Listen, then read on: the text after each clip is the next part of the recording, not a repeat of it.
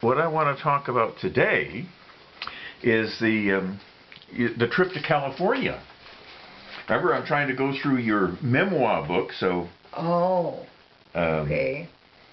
And this was back in 1948. You and Dickie and then Rod and Eula all set out in those matching Studebakers.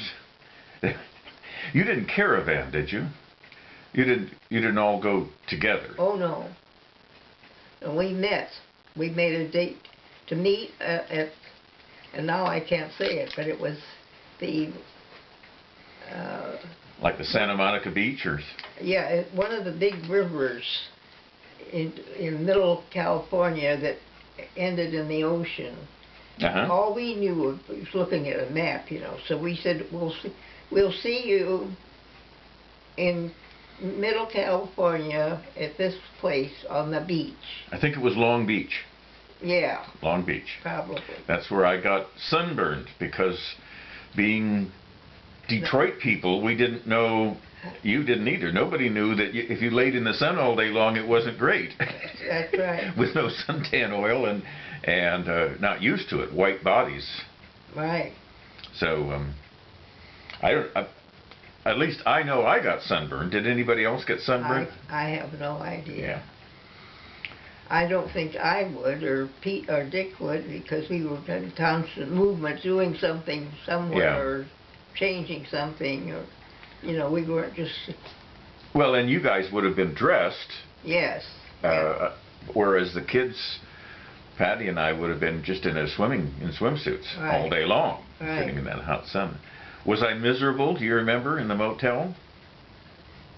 I can't remember, but we met. We did this meeting right on stop. We got there first, but they pulled up not more than an hour or two later. Wow. And that's all across Texas.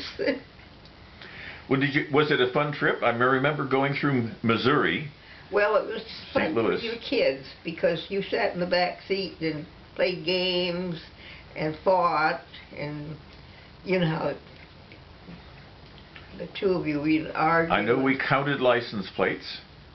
Yeah. That was one of the... Oh, yeah, something, the license plates, or how many red cars, or, you know, made all kinds of games up. And...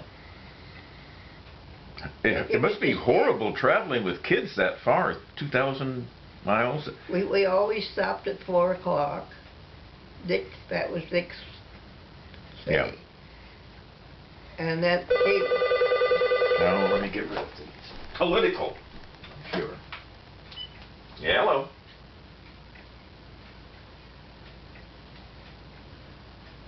No. Can we talk later? Okay. Okay. Did I ever get a shingles shot? What? Did you ever get a what? Shingles shot. Oh. And they're selling shingles shots? I don't know. I don't Did you ever know. hear? I know what they're talking about. It's a disease. It's skin disease. Yes. Right. Shingles. I hadn't heard it. That they don't call it that anymore. Yes, they do. Yes, they do. Do they? Wally had that. Yeah. Okay. So, remember seeing as we moved out west the horses and cows, and we were so impressed. The kids, Patty and I were with. We drove to the upper tip, through the upper tip of Texas. That was a pattern he took. He came. Yeah. And so, yeah. Well, Route 66. You followed Route 66. I guess so. Yeah. Immortalized in song. But I remember counting the horses and being so impressed with all the farm animals and farm country and that kind of stuff. Well, it looked like such a different land to you. You had been in Detroit. In Detroit, you know, people, and here it was just acres of empty land. And you didn't really know what was different. You know, you kids you were 10, she was 7, so you didn't know too much. about the world. Right. But so it's, but you knew the change that you were seeing. So how was it driving in the Studebaker? I remember driving over Tioga Pass and everybody was scared. Do you remember that? No, what were we afraid of? Falling over the edge. Because you don't remember Tioga, but it's up the peak of the Sierra Nevada mountains, and it's just hard to. It looks scary to drive over it. Probably then it was scarier. Nobody had ever. Oh, it's still scary. Sue and I drove over it, and I was scared. Is that right? Yeah, it's still scary. It's just a windy road, but you're looking down 5,000-foot drop Right. below you. You're 10,000 feet high in the mountains, so it's very very scary, actually. In fact, well, so what did you think of the beach when you first saw it? The ocean. You haven't seen the ocean before, had you? You personally? No, I never saw the ocean before, and it was just a bunch of muddy water. Muddy water. But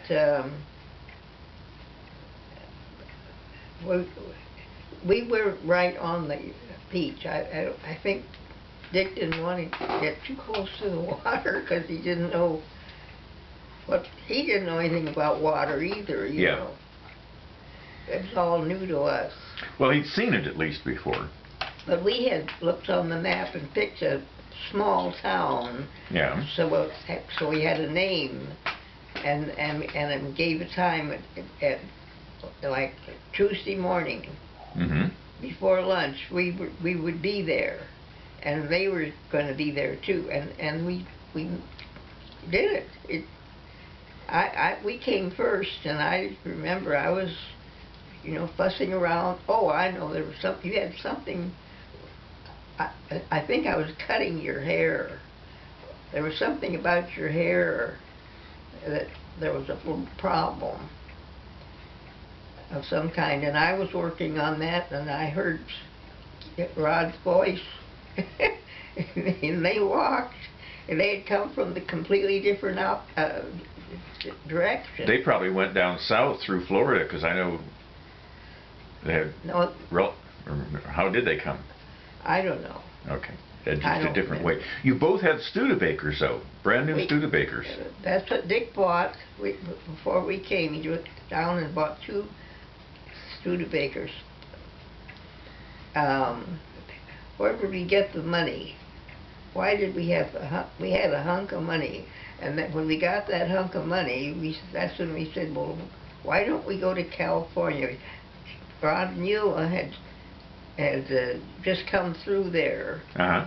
Because she went out to meet him when he was in the Army and was put down on the coast of California when they were through there. And so she went out to come home with him on the train. And they just fell in love with California. Yeah. Never seen any place like it. Just felt it was different. Yeah. And people, you could stop on the street and buy a hot dog, something that impressed them like that. Nothing sensible. Well, life was relaxed. People were enjoying life out there, Right. and it's the good life.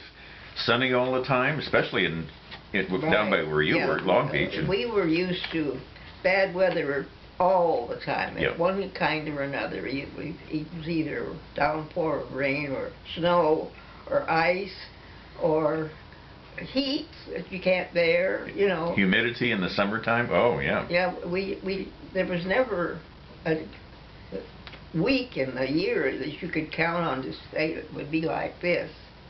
Never heard of such a thing. So.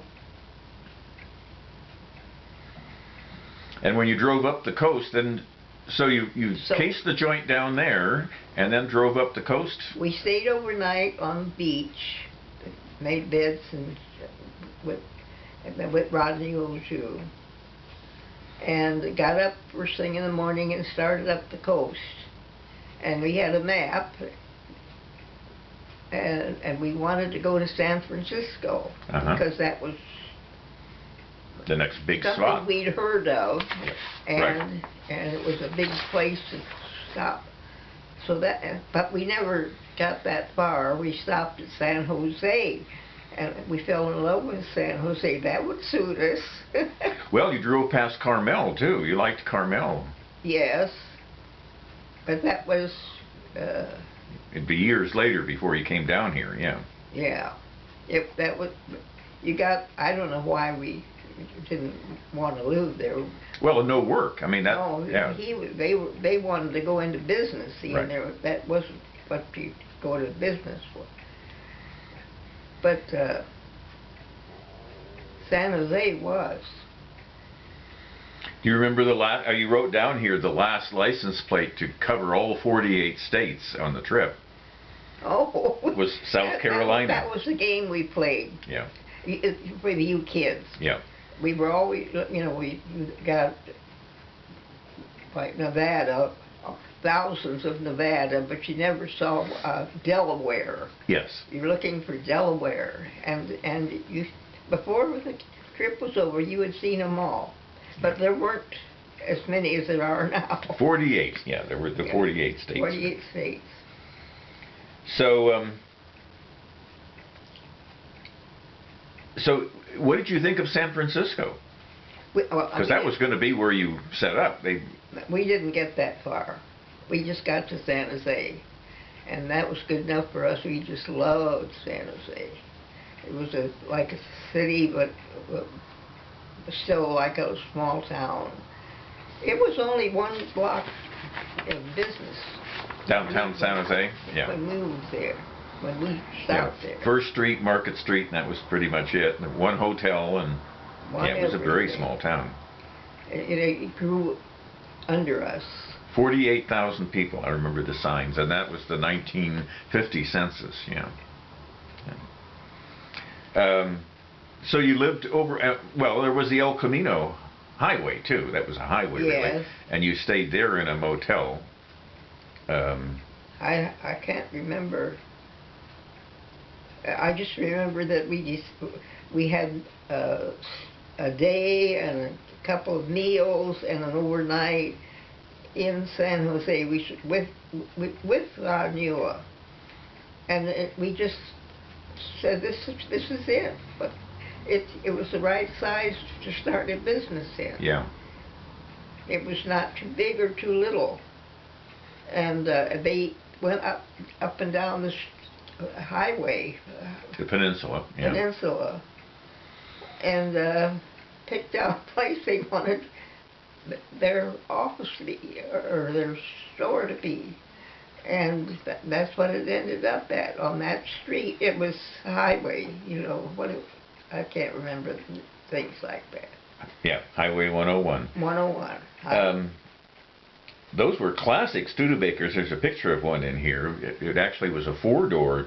Most of the ones you see these days are 2-door. The old ones. But he wanted 4-door because we had kids. Yeah. And you need 4-door cars for kids because they're constantly in and out. And how did they find the Quonset hut? Because they set up business to start with in the Quonset hut on South 1st Street. Okay, but we picked.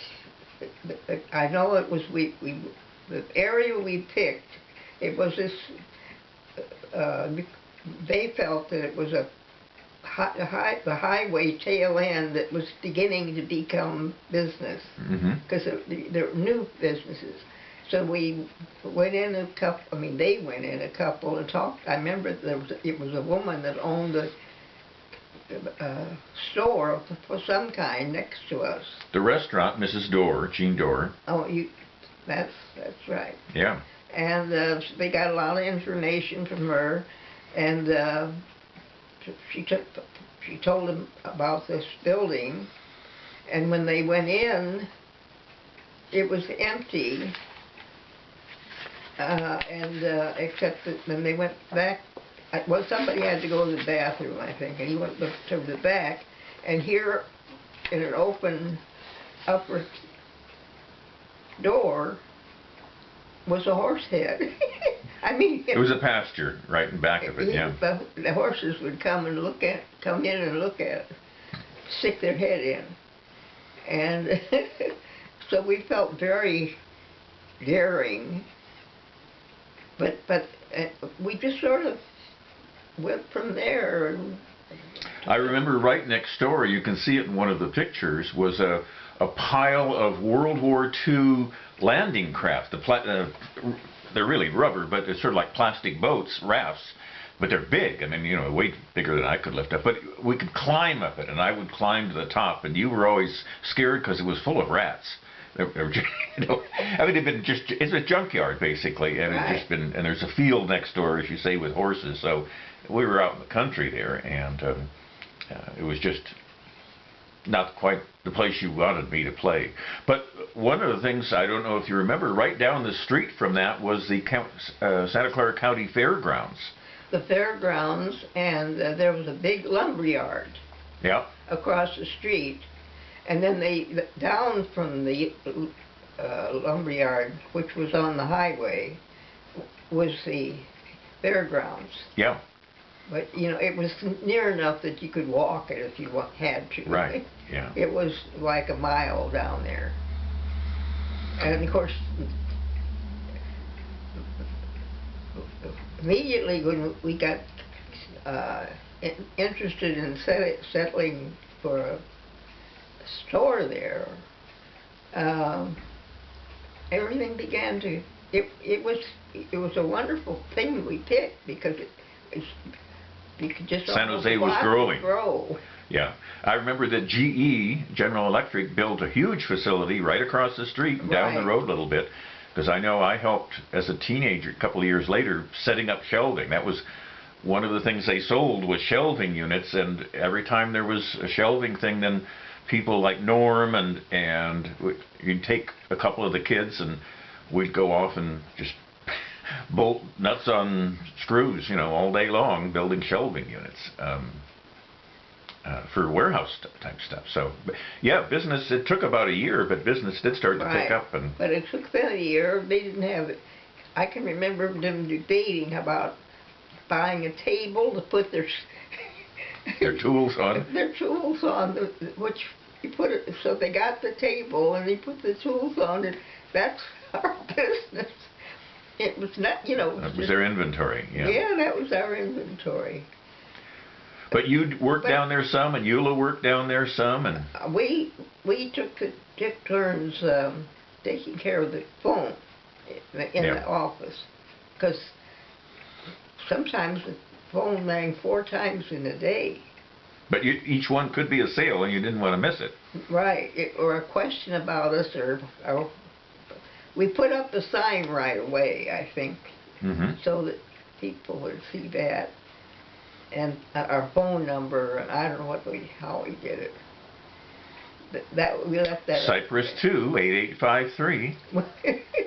Now you're not doing that from memory. Oh, that's from memory. Really? Oh, I answered that phone 1,000 times, 10,000 times.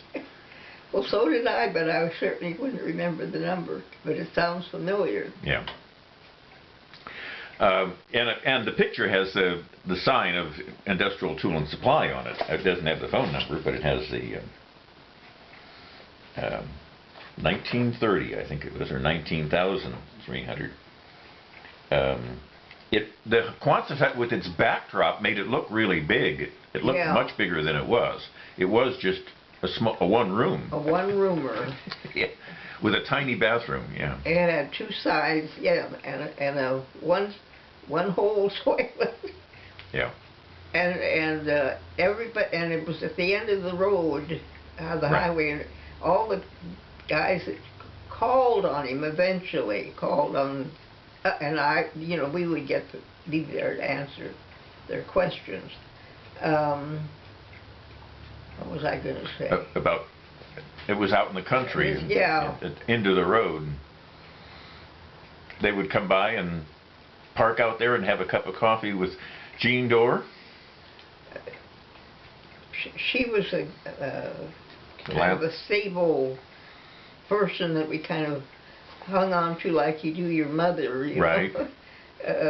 she could answer any questions about the area or the insurance or things like that. And how long was it before everybody felt comfortable that it was going to work, that it was going to... They just didn't ever think anything else. Yeah. Just kept it positive. They got that business started strictly on their two